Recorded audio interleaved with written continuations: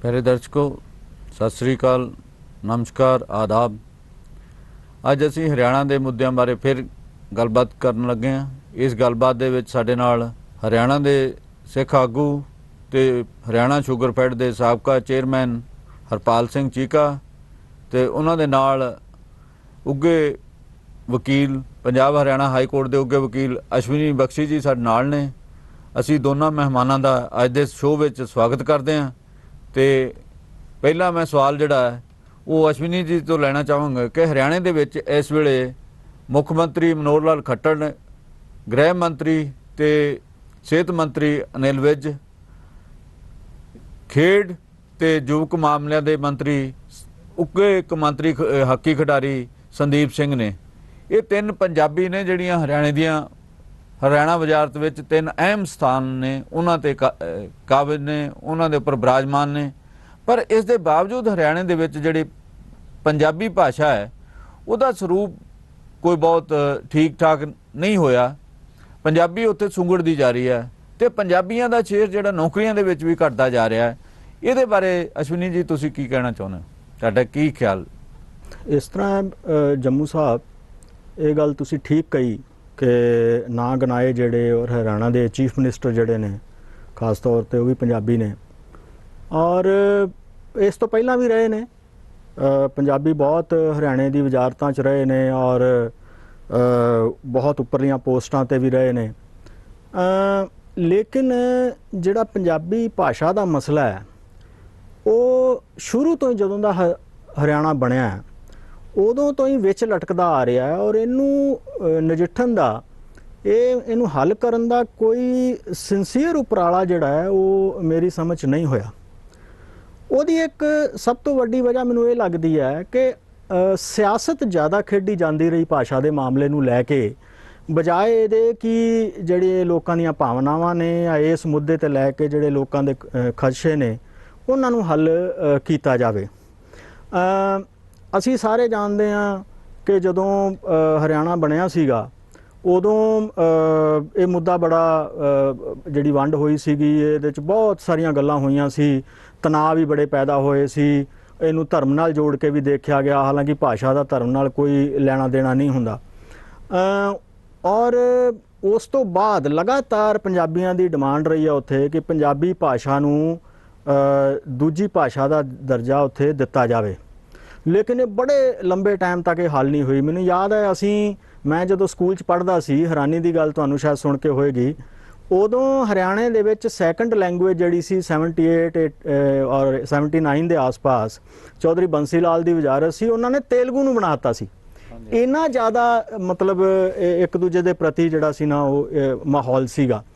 उस तो बाद लगातार ये मंग उठती रही। भजन लाल के टाइम पर भी ये गल हुई, उन्हें कहा मैं दूजा दर्जा देंगा, लेकिन ज़्यादातर वो ऐलाना तक रही। आखिरी वार है जिहड़ी वो हुड्डा साहब ने इनू ऐलान किया और उन्होंने नोटिफिकेशन उन्होंने किया। लेकिन प्रैक्टिकली उहदे विच उस तो नोटिफिकेशन तो इलावा लगभग कुछ नहीं होया। देखो जे तुसी किसी भाषा नू चकना, मेरा सब तो पहला ये मनना है कि तुसी उन्हूं रोज़गार नाल जोड़ो। जो तक तुसी भाषा नू रोज़गार नाल नहीं जोड़ते भाषा की तरक्की नहीं हो सकती। हरियाणे दे विच इस टाइम स्कूलों दे विच बहुत सारे मेजोरिटी स्कूलों दे विच पंजाबी टीचर ही है नहीं गे। जे उत्थे हुण तुसी पंजाबी टीचर नहीं लाओगे तो तुसी किवें सोच लोगे कि उत्थे बच्चे पढ़न आउणगे या पंजाबी भाषा का विकास होएगा। सो पॉलिटिक्स मेरे हिसाब नाल ज़्यादा खेडी जाती रही है इस मुद्दे नू लैके, बजाए इहदे कि इनू सही मामले दे विच इनू इहदे नाल डील कीता जावे और इनू एड्रैस कीता जावे इस इशू नू। हरपाल सिंह जी, तुसी हाकम धਿਰ बीजेपी के नाल हो तो तुहाडा की कहना है इस मुद्दे के उपर? क्यों नहीं मतलब पंजाबी नू योग स्थान मिल सकिया, भावें कि पिछली जिहड़ी हुड्डा सरकार उन्हें बकायदा नोटिफिकेशन जारी कर दिता सीगा, कुछ एक दो मैगजीन भी पंजाबी दे विच वो उन्हां दिनां च आउंदे सीगे। तुसीं की कहना चाहुंदे इस मुद्दे ते? जम्मू साहब तुहाडा धन्नवाद है, तुसीं अज मैनूं एडे इंपोर्टेंट इशू ते भी बुलाया तो मैं लोकां दे रूबरू भी हो रहा। मैं इस गल नाल काफ़ी हद तक सहमत हाँ कि पंजाबी भाषा की हरियाणे विच तरक्की ना होना ये पोलिटिकल कारण रहे। पोलिटिकल कारण ये रहे कि ਪਹਿਲਾ ਤੇ ਇਹ ਰਿਹਾ ਵੀ ਪੰਜਾਬੀ ਭਾਸ਼ਾ ਨੂੰ ਅਸੀਂ ਸਿਰਫ ਇੱਕ ਸਿੱਖਾਂ ਦੀ ਭਾਸ਼ਾ ਦੇ ਤੌਰ ਤੇ ਹੀ ਇਹਨੂੰ ਦੇਖਦੇ ਰਹੇ ਸਾਰੇ ਪੋਲੀਟੀਕਲ ਲੋਕ, ਬਈ ਸਿੱਖ ਸਮਾਜ ਦਾ ਸਿਆਸਤ ਦੇ ਵਿੱਚ ਕੀ ਹਿੱਸਾ ਹੈ, ਉਹਨਾਂ ਦੀ ਕੀ ਨੁਮਾਇੰਦਗੀ ਹੈ, ਤੇ ਇਹ ਸਿੱਖਾਂ ਦੀ ਭਾਸ਼ਾ ਹੀ ਹੈ ਪੰਜਾਬੀ।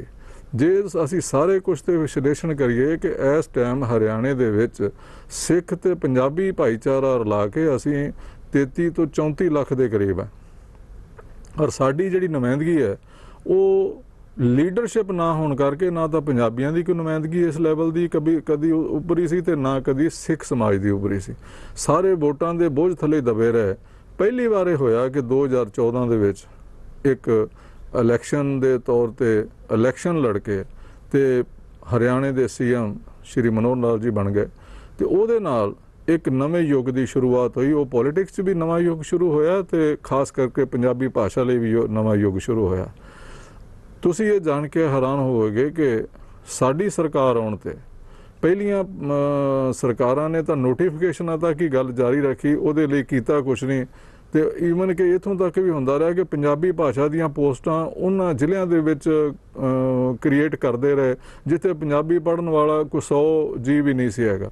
ਤੇ ਉਸ ਤੋਂ ਬਾਅਦ ਉੱਥੇ ਟੀਚਰ ਨਾ ਤੇ ਬੱਚੇ ਨਾ ਪੜ੍ਹਨ ਦਾ ਬਹਾਨਾ ਲਾ ਕੇ ਉੱਥੇ ਮੁੜ ਕੇ ਦੂਸਰੀ ਉਹਨਾਂ ਨੇ ਪੋਸਟ ਬਣਾ ਲੈਣੀ, ਉਸੇ ਨੂੰ ਜਿਹੜੀ ਸੈਂਕਸ਼ਨਡ ਪੋਸਟਾਂ ਹੁੰਦੀਆਂ ਸੀ। ਇਸ ਟਾਈਮ ਹਰਿਆਣੇ ਦੇ ਵਿੱਚ 2000 ਤੋਂ ਉੱਪਰ ਸੈਂਕਸ਼ਨਡ ਪੋਸਟਾਂ ਨੇ, ਜਿਨ੍ਹਾਂ 'ਚੋਂ ਸਾਡੀ ਸਰਕਾਰ ਆਈ ਦੇ ਉੱਤੇ ਹੀ ਘੱਟੋ ਘੱਟ ਪੌਣੇ 400 ਟੀਚਰ ਜਿਹੜਾ ਪੰਜਾਬੀ ਰੱਖਿਆ ਗਿਆ। ਤੇ ਉਹਦੇ ਵਿੱਚ ਬਕਾਇਆ ਜਿਹੜੀਆਂ ਨੇ ਉਹ ਮੇਰਾ ਖਿਆਲ ਬਹੁਤਾ ਜ਼ਿਆਦੀਆਂ ਹੁਣ ਨਹੀਂ ਰਹਿ ਗਈਆਂ, ਤੇ ਉਹਦੇ 'ਚ ਫਿਲਅਪ ਹੋਣ ਦੇ ਵਿੱਚ ਵੀ ਆ ਪਿੱਛੇ ਜੇ 170 ਤੋਂ ਉੱਪਰ ਪੋਸਟਾਂ ਫਿਰ TGT ਦੀਆਂ ਸਾਡੇ ਅਨਾਉਂਸ ਹੋਈਆਂ, ਪਾਈਪਲਾਈਨ 'ਚ ਨੇ ਸਾਰੀਆਂ।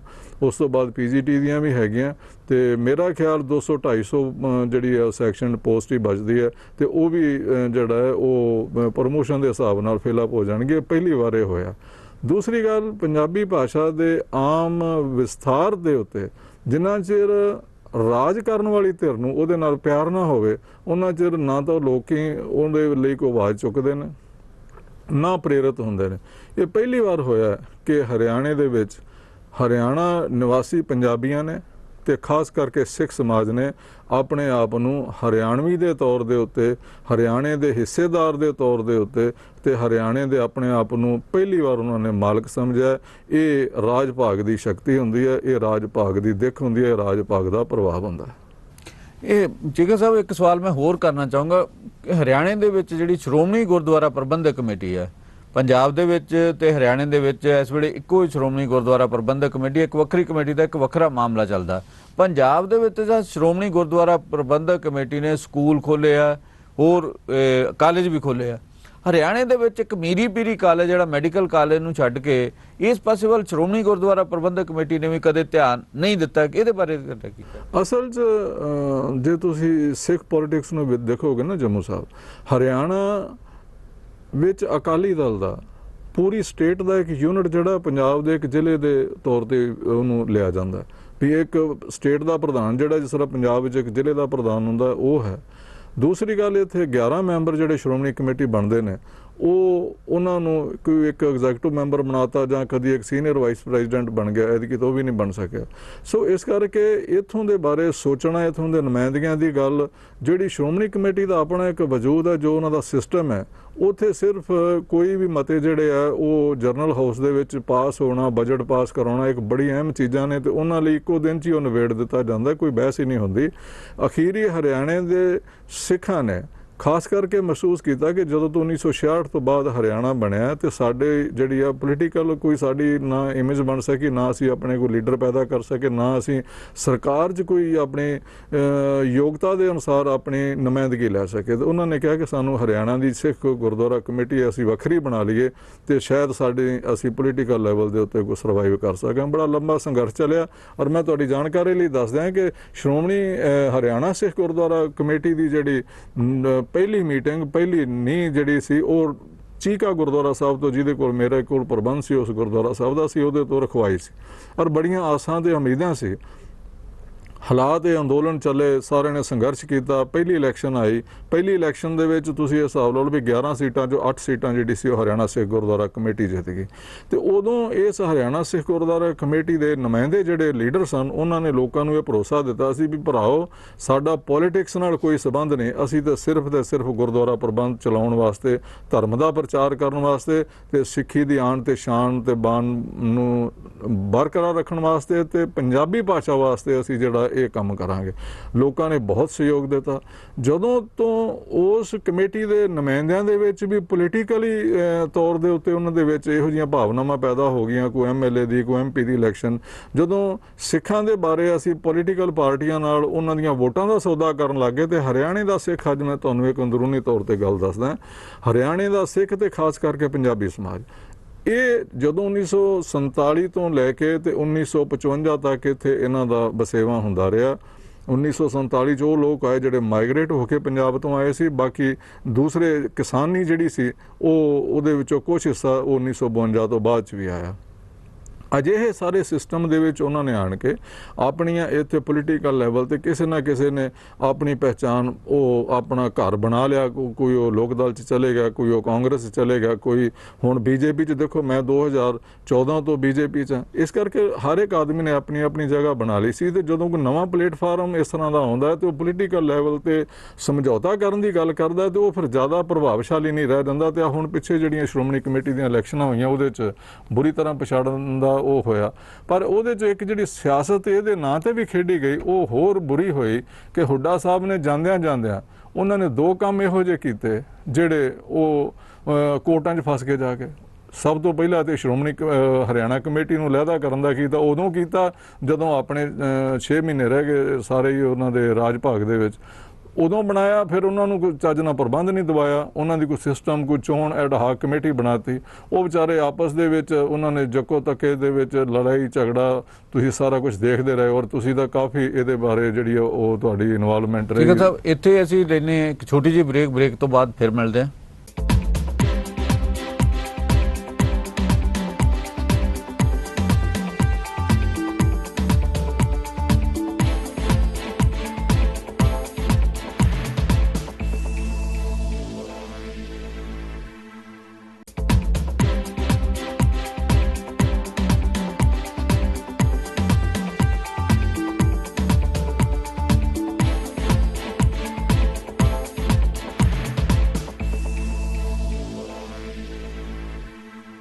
ਬ੍ਰੇਕ ਤੋਂ ਬਾਅਦ ਪਿਆਰੇ ਦਰਸ਼ਕੋ ਤੁਹਾਡਾ ਫੇਰ ਸਵਾਗਤ ਹੈ। ਤੇ ਚੀਕਾ ਸਾਹਿਬ, ਇਹ ਆਪਣੀ ਗੱਲ ਜਿਹੜੀ ਆ ਉਹ ਤੁਸੀਂ ਪੂਰੀ ਕਰੋ। ਹਾਂ, ਮੈਂ ਇਹੀ ਗੱਲ ਆਪਾਂ ਕਰ ਰਹੇ ਸੀ ਕਿ ਉਹਦੇ 'ਚ ਜਦੋਂ ਕੋਈ ਅਸੀਂ ਪੰਜਾਬ ਦੀ ਸਿੱਖ ਸਿਆਸਤ ਨੇ ਹਰਿਆਣੇ ਦੇ ਸਿੱਖਾਂ ਨੂੰ ਆਪਣੇ ਨਿੱਜੀ ਮਫਾਦ ਲਈ ਔਰ ਉੱਥੋਂ ਦੇ ਲੀਡਰਾਂ ਨੇ ਵਰਤਣਾ ਸ਼ੁਰੂ ਕੀਤਾ।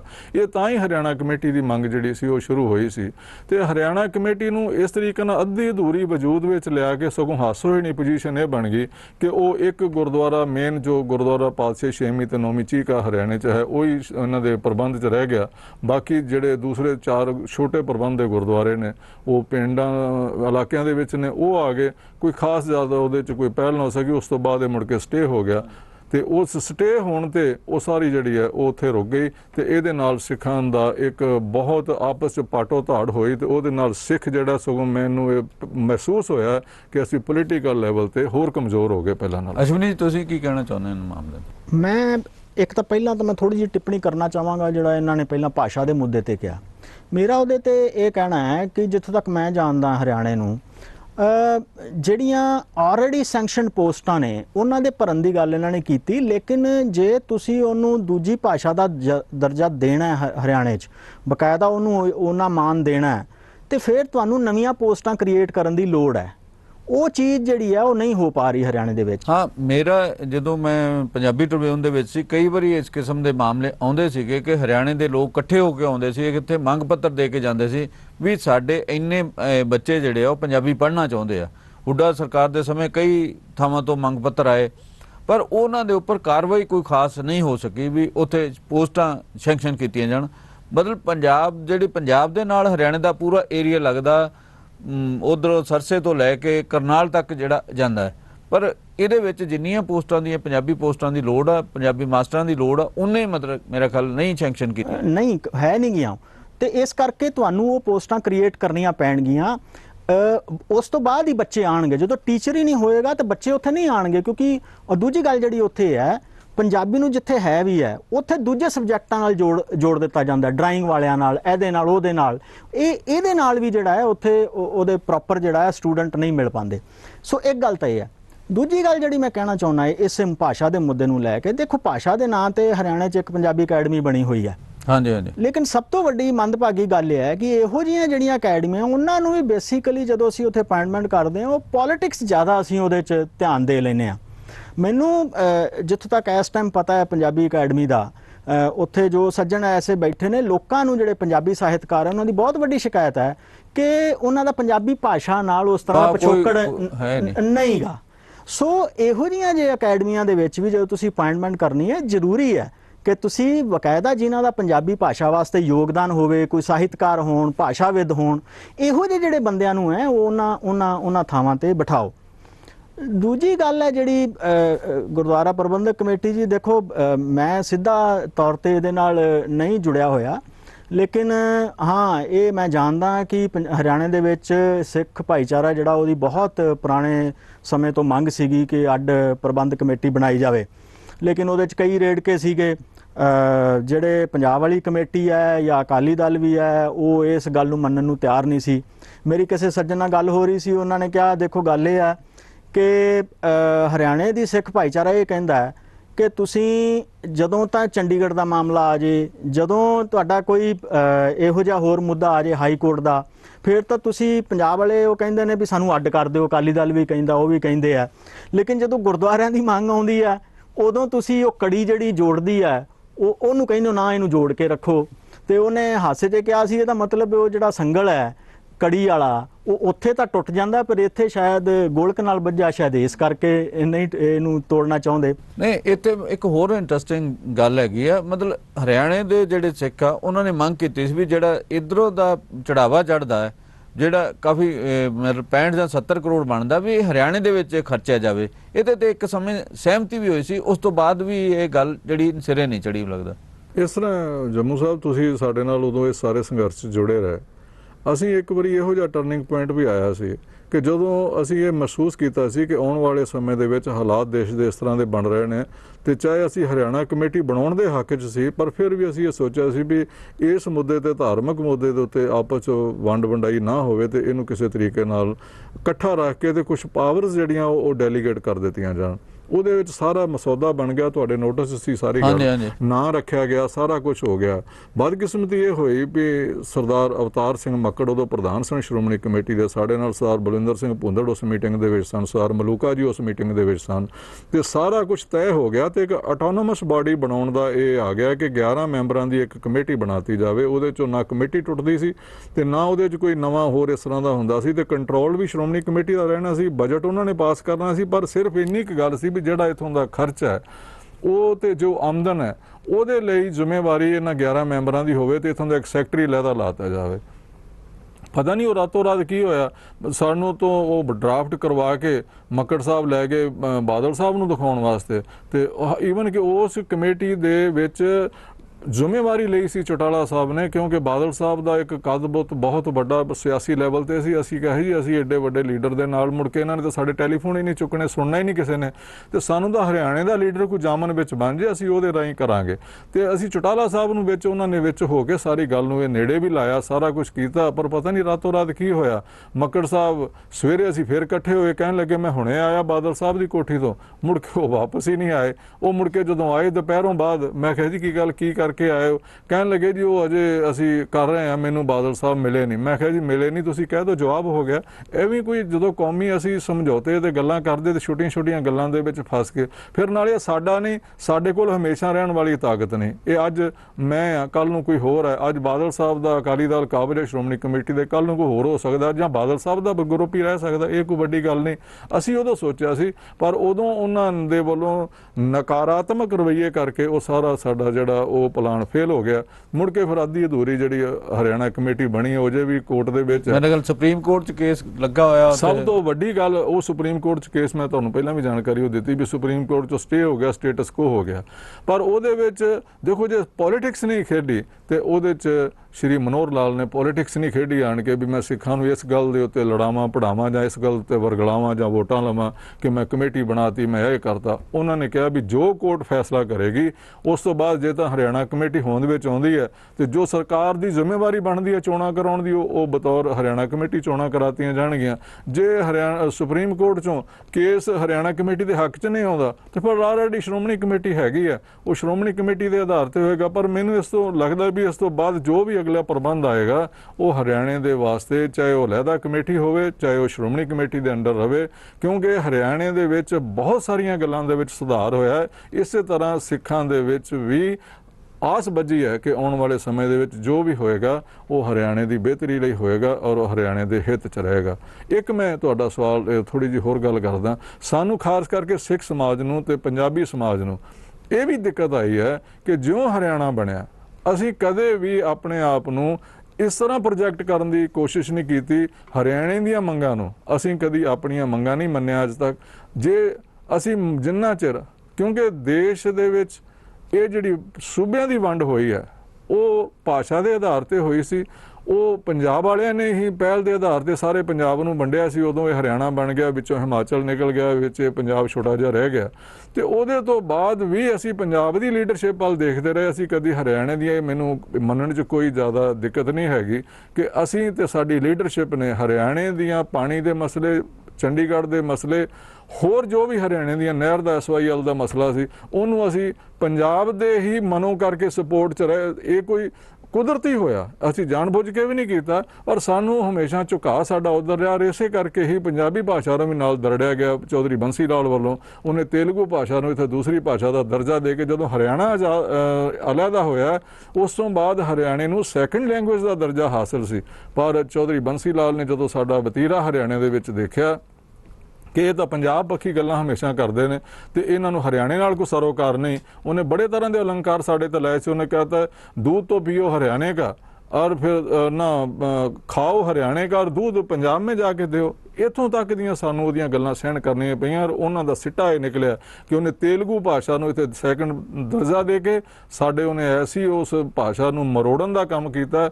ਹੁਣ ਸਾਨੂੰ ਆਣ ਕੇ ਸਾਹ ਆਇਆ ਤੇ ਉਹ ਅਸੀਂ ਜਿਹੜੀਆਂ ਸੈਕਸ਼ਨ ਪੋਸਟਾਂ ਨੇ ਉਹਨਾਂ ਨੂੰ ਵੀ ਪੂਰਾ ਕਰ ਰਹੇ ਹਾਂ। CM ਸਾਹਿਬ ਤਾਂ ਇੱਥੋਂ ਤੱਕ ਫਰਾਖ ਦਿਲ ਨੇ ਕਿ ਇਹਦੇ ਨਾਲ ਲੋਕਾਂ 'ਚ ਰੁਚੀ ਪੈਦਾ ਹੋਏਗੀ, ਲੋਕ ਪੰਜਾਬੀ ਵੱਲ ਪ੍ਰੇਰਿਤ ਹੋਣਗੇ ਤੇ ਜਿਸ ਤਰ੍ਹਾਂ ਹੋਰ ਜ਼ਰੂਰਤ ਪਏਗੀ ਉਸ ਤਰ੍ਹਾਂ ਅਸੀਂ ਨਵੀਆਂ ਪੋਸਟਾਂ ਵੀ ਕ੍ਰੀਏਟ ਕਰਕੇ ਤੇ ਪੰਜਾਬੀ ਨੂੰ ਉਹਦਾ ਬਣਦਾ ਜਿਹੜਾ ਉਹ ਰੁਤਬਾ ਦਵਾਵਾਂਗੇ। CM ਸਾਹਿਬ ਦੀ ਸੋਚ ਹੈ। ਅਸ਼ਵਨੀ ਜੀ, ਜਿਹੜਾ ਹਰਪਾਲ ਹੋਣਾ ਗੱਲ ਕਹੀ ਤੁਹਾਡਾ ਉਹਦੇ ਬਾਰੇ ਕੀ ਹੈ? 1 ਮਿੰਟ ਦੇ ਵਿੱਚ ਤੁਸੀਂ ਆਪਣਾ ਇਹਨੂੰ। ਇੱਕ ਤਾਂ ਇਹ ਹੈ ਜੀ, ਦੇਖੋ ਤੱਕ ਗੁਰਦੁਆਰਾ ਪ੍ਰਬੰਧਕ ਕਮੇਟੀ ਵਾਲਾ ਮਾਮਲਾ ਹੈ, ਮੈਨੂੰ ਇਹ ਲੱਗਦਾ ਹੈ ਕਿ ਜੇ ਭਾਜਪਾ ਔਰ ਅਕਾਲੀ ਦਲ ਰਾਜਨੀਤਿਕ ਤੌਰ ਤੇ ਇੱਕ ਹੀ ਰਹੇ, ਸਾਂਝ ਰਹੀ ਇਹਨਾਂ ਦੀ, ਔਰ ਜੇ ਮਾਮਲੇ ਨੂੰ ਨਜਿੱਠਣਾ ਚਾਹੁੰਦੇ ਸੀ। ਪਰ ਪਿਛਲੀਆਂ ਚੋਣਾਂ 'ਚ ਹਰਿਆਣਾ ਤੇ ਅਕਾਲੀ ਦਲ ਤੇ BJP ਵੱਖੋ ਸੀਗੇ। ਉਹਨਾਂ ਦਾ ਇੰਟਰਨਲ ਲੋਕਲ ਲੈਵਲ ਤੇ ਇੱਕ ਵਾਰੀ ਆਇਆ ਸੀਗਾ, ਪਰ ਅਦਰਵਾਈਜ਼ ਆਈਡੀਓਲੋਜੀਕਲੀ ਔਰ ਇਕੱਠੇ ਹੀ ਚੱਲਦੇ ਨੇ ਇਲੈਕਸ਼ਨਾਂ ਦੇ ਵਿੱਚ ਵੀ, ਸਾਰਾ ਕੁਝ ਹੀ ਬੜੀ ਲੰਬੀ ਸਾਂਝ ਹੈ ਉਹਨਾਂ ਦੀ। ਤੇ ਜੇ ਇਸ ਮਾਮਲੇ ਨੂੰ ਹੱਲ ਕਰਨਾ ਚਾਹੁੰਦੇ ਸੁਪਰੀਮ ਕੋਰਟ ਜਾਣ ਤੋਂ ਰੋਕਿਆ ਵੀ ਜਾ ਸਕਦਾ ਸੀ, ਪਰਸੂਏਡ ਕੀਤਾ ਵੀ ਜਾ ਸਕਦਾ ਸੀ ਇਹਨੂੰ। ਔਰ ਨੰਬਰ 1 ਤਾਂ ਇਹ।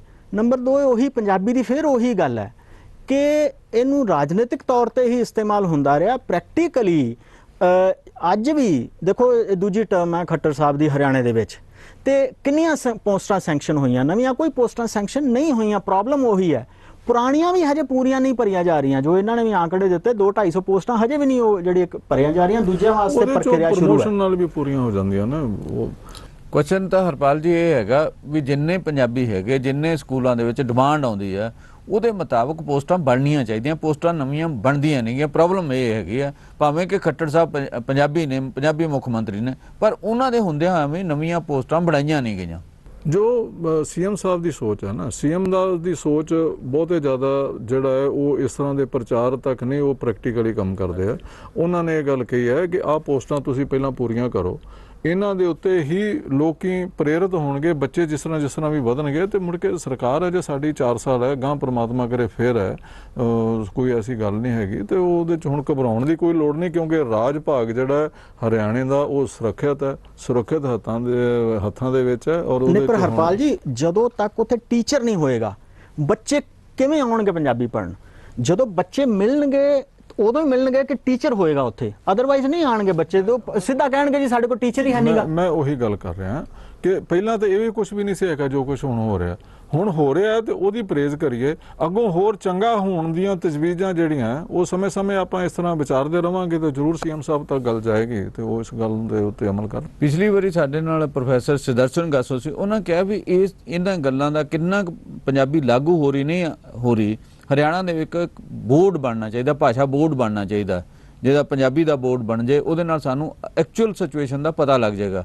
ਇਹ ਇੱਕ ਮੰਗ ਹੈ, ਇਹ ਵੀ ਮੰਨੀ ਜਾਣੀ ਚਾਹੀਦੀ ਤਾਂ ਕਿ ਜੰਮੂ ਸਾਹਿਬ ਮੈਂ ਤੁਹਾਨੂੰ ਇੱਕ ਦੱਸਾਂ, ਇਹਦੇ 'ਚ ਇੱਕ ਬਹੁਤ ਵੱਡੀ, ਮੈਂ ਜਿਹੜੀ ਅੱਗੇ ਇੱਕ ਗੱਲ ਕਰਕੇ ਹਟਿਆ ਸੀ ਔਰ ਅਸ਼ਵਨੀ ਜੀ ਵੀ ਮੇਰੀ ਗੱਲ ਨਾਲ ਸਹਿਮਤ ਹੋਣਗੇ, ਤੁਸੀਂ ਵੀ ਹੋਗੇ, ਬਦਕਿਸਮਤੀ ਇਸ ਗੱਲ ਦੀ ਹੋਈ ਕਿ ਸਿਰਫ ਤੇ ਸਿਰਫ ਪੰਜਾਬੀ ਭਾਸ਼ਾ ਨੂੰ ਸਿੱਖਾਂ ਦੀ ਭਾਸ਼ਾ ਕਰਕੇ ਪੇਸ਼ ਕੀਤਾ ਗਿਆ, ਹਾਲਾਂਕਿ ਦੂਸਰਾ ਪੰਜਾਬੀ ਭਾਈਚਾਰਾ ਬਹੁਤ ਵੱਡਾ ਹੈ ਇੱਥੇ, ਤੇ ਜਿੰਨਾ ਚਿਰ ਉਹ ਪੰਜਾਬੀ ਭਾਈਚਾਰਾ ਪੂਰੇ ਸ਼ਿੱਦਤ ਦੇ ਨਾਲ ਮਨੋ ਹੋ ਕੇ ਇਸ ਗੱਲ ਦੇ ਉੱਤੇ ਉਹ ਵੀ ਆਵੇ ਵੀ ਇਹ ਸਾਡੀ ਭਾਸ਼ਾ ਹੈ, ਇਹ ਪੰਜਾਬੀ ਸਾਡੀ ਮਾਂ ਬੋਲੀ ਹੈ, ਅਸੀਂ ਵੀ ਇਹਦੇ ਵਾਸਤੇ ਕੁਝ ਕਰਨਾ ਹੈ, ਤੇ ਇਹ ਗੱਲਾਂ ਫਿਰ ਪੋਲੀਟੀਕਲ ਲੈਵਲ ਤੇ ਡਿਸਾਈਡ ਹੁੰਦੀਆਂ ਨੇ, ਕਿਉਂਕਿ ਇੱਥੇ ਸਿਰਾਂ ਦੇ ਮੁੱਲ ਹੁੰਦੇ ਨੇ, ਹਾਂਜੀ, ਉਹ ਸਾਰਿਆਂ ਨੂੰ ਵੋਟਾਂ ਆਉਣਾ ਦਾ ਮੁੱਲ ਚਾਹੀਦਾ, ਹੈ, ਹਰ ਚੀਜ਼ ਸਾਰਿਆਂ ਨੂੰ ਇਕੱਠੇ ਹੋ ਕੇ ਇਹਦੇ 'ਚ ਤਰੱਦਦ ਕਰਨਾ ਚਾਹੀਦਾ। ਔਰ ਇਹਦੇ ਨਾਲ ਜੇ ਕੋਈ ਇਹਨੂੰ ਨੁਕਸਾਨ ਹੋਇਆ ਤੇ ਉਹ ਸਾਡੀ ਪੋਲੀਟੀਕਲੀ ਸੋਚ ਕਰਕੇ ਹੋਇਆ ਪਹਿਲਾਂ, ਹੁਣ ਕੋਈ ਅਜਿਹੀ ਅੱਗੇ ਤੋਂ ਹੋਣ ਦੀ ਆਸ ਜਿਹੜੀ ਉਹ ਚੰਗੇ ਦੀ ਆ, ਮਾੜੇ ਦੀ ਨਹੀਂ। ਇੱਥੇ ਮੈਂ ਸਾਡੇ ਦੋਨਾਂ ਮਹਿਮਾਨਾਂ ਦਾ, ਅਸ਼ਵਨੀ ਜੀ ਦਾ, ਹਰਪਾਲ ਸਿੰਘ ਚੀਕਾ ਹੋਣਾ ਦਾ, ਦੋਨਾਂ ਦਾ ਬਹੁਤ ਬਹੁਤ ਧੰਨਵਾਦ ਕਰਦਾ ਤੇ ਦੋਨਾਂ ਤੋਂ ਆਗਿਆ ਲੈਣਾ। Thank you very much. ਬਹੁਤ ਬਹੁਤ ਮਿਹਰਬਾਨੀ।